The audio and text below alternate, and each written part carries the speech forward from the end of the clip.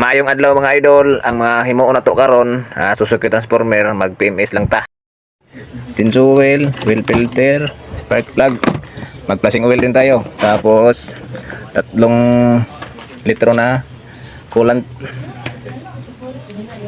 Isali na natin dito ang 500 ml na flashing oil at saka paandarin natin ng 3 minuto.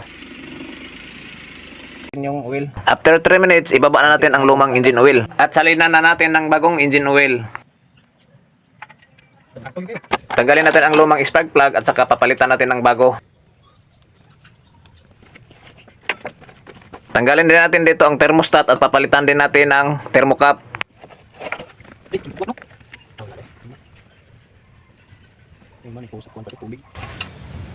Gumo.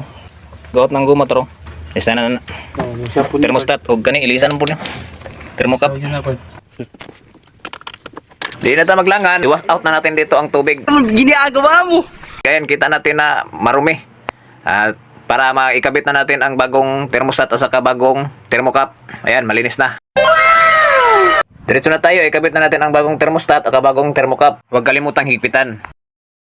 Diretso na tayo dito at paandar na rin tayo at saka nakakulant na rin tayo. Ayan, kita natin na may kulant na. Kulant na rin tayo. At bagong linis na rin ang coolant reservoir. Nakakulant na rin ito. Okay na.